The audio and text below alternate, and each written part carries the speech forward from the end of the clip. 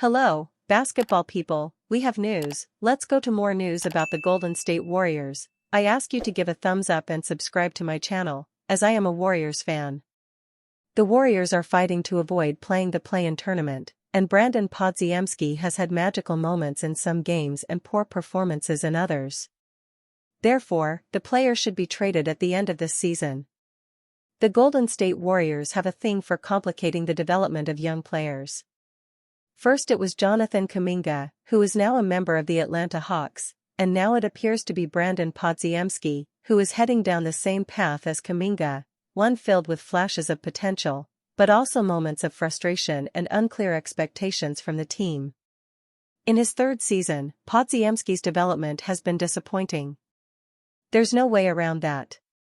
He was thrilling as a rookie, up and down as a sophomore, and instead of breaking out in year 3, he still possesses all the same questions and shortcomings that plagued him in the first 2 years. Early on, those are easy to ignore. But when they keep popping up a few years in, they become bigger red flags. Podziemski's focus, consistency, and feel for the game, or lack of, have frustrated Warriors fans all year, and those remaining evident without a big increase in production. His stats are essentially the same across the board from last year, will make it tough to justify Podziemski being a central part of this team's future. What is Brandin Podziemski's future with this franchise? The Warriors have already picked up Podziemski's club option for next year, so he's a Warrior for at least one more year. But after that, he will be a restricted free agent, and it's not hard to envision another Jonathan Kuminga situation unfolding for the Warriors. But this time around, I think it's going to feel a little bleaker. Because after next season, Steph Curry, Draymond Green, and Jimmy Butler will all be free agents, too. With all due respect to Podziemski, those 3 guys, despite being considerably older, all take priority from the front office. And if none of them come back for the 2027-28 season, that means the Warriors are fully embracing a new era, but if Podziemski doesn't develop in any meaningful way, then the new era would look pretty depressing. In other words, the Warriors are relying more on Pod's development than it may seem, and what we've seen this season can't earnestly be described as development. Is that Podziemski's fault, the team's fault, or a little bit of both? I really don't know the answer to that. The Warriors surely aren't above reproach in the Kuminga conundrum, so it's hard to think they're without blame in this situation, too, as the parallels start to pile up. At the same time, Podziemski is getting plenty of chances on the court, he's just not taking advantage of them. So maybe everyone is to blame. If Podziemski breaks out next year, then crisis averted, I suppose. But Warriors fans don't have supreme confidence that breakout is coming. Stephen Curry is injured, but he is working to fully recover and return to playing for the Warriors. Stephen Curry is currently sidelined due to a knee issue. He isn't expected to return to the Golden State Warriors rotation until after the All-Star break. According to The Athletic's Nick Friedell, speaking via the Steiny and Guru show on 95.7 The Game, Curry is gearing himself up to propel the Warriors into the postseason. Friedell noted that the veteran sharpshooter is very aware of how Golden State has been written off as a threat in the Western Conference. They want to make sure that when he gets back, this isn't a recurring issue, Friedell said of Curry. Steph is well aware that everybody's written him off. The entire team knows, hey, nobody thinks we can win. Nobody thinks we can do anything. That's one of the most competitive dudes I've ever seen. He knows that everybody's sitting there going, I can't make anything happen this year. Again, that doesn't mean they're going to go make some insane run to the finals. What that does mean is he's gearing himself up to make that push in the playoffs because we all agree he doesn't have that many left. Curry has missed the Warriors' last 5 games, 3 of which have been losses. With Kristaps Porzingis and Al Horford already on the roster, the Warriors don't need another center. The buyout market could yet materialize further over the All-Star break, potentially giving the Golden State Warriors more options as they look to round out their 15-man roster for the final portion of the season.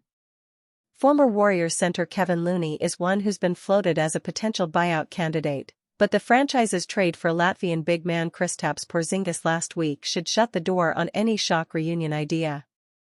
Kristaps Porzingis trade should slam shut Kevin Looney reunion idea. Joey Akeley of Sports Illustrated recently outlined various options Golden State should hope becomes available on the buyout market, with Looney one of those given his complete lack of playing time at the New Orleans Pelicans.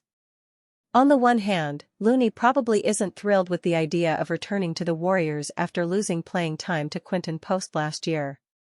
On the other hand, Looney is barely playing at all with the Pelicans, and he'd likely get some run in the Bay if when Al Horford and Kristaps Porzingis are out, Akeley wrote.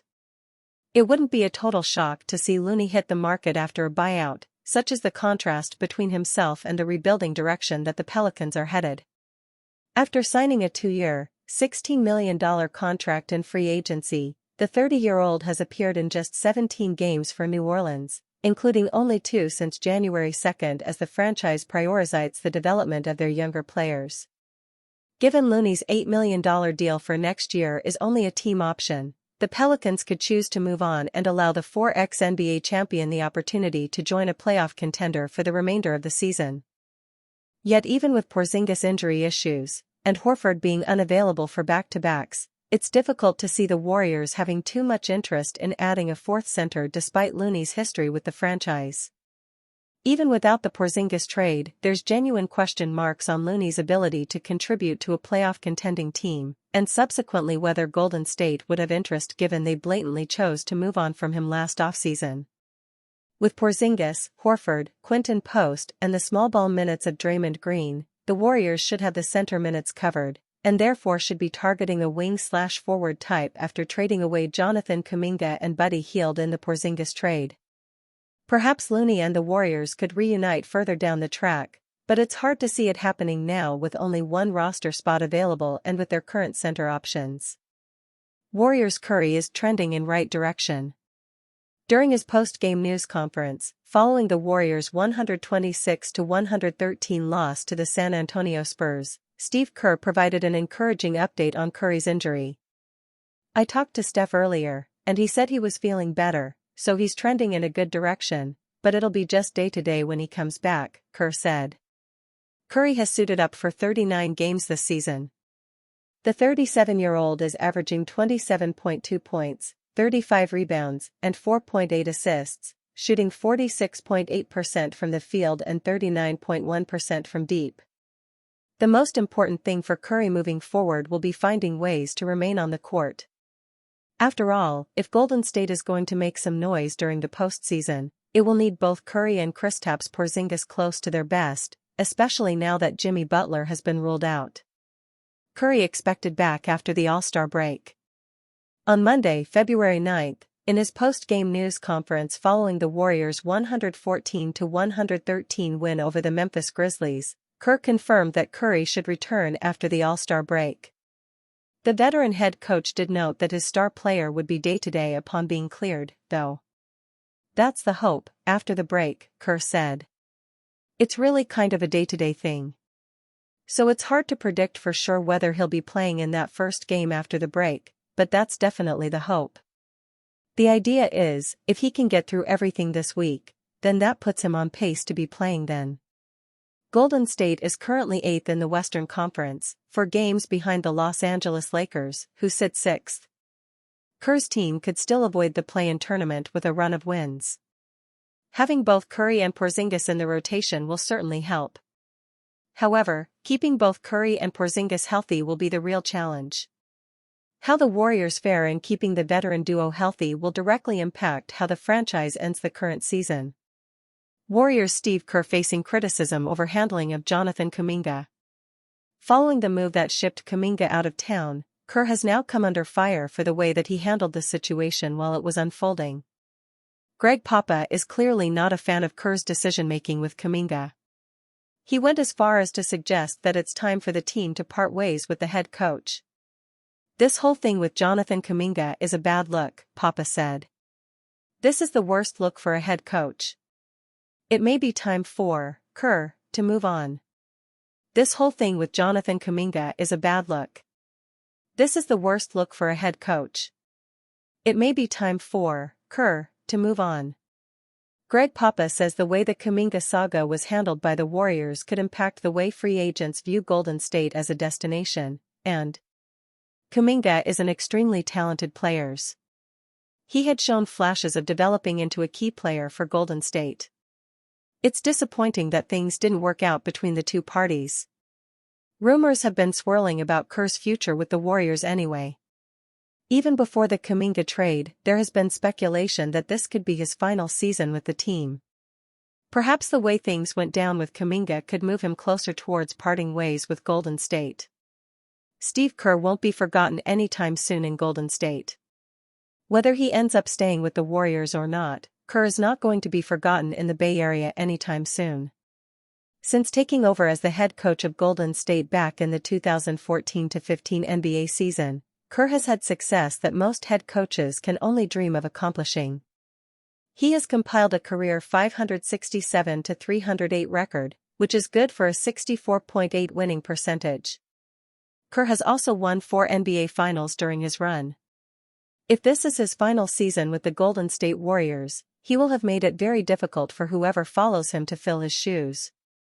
Expect to continue hearing rumors about Kerr's future as the season moves forward. At the very least, he's facing heavy criticism and his future isn't certain.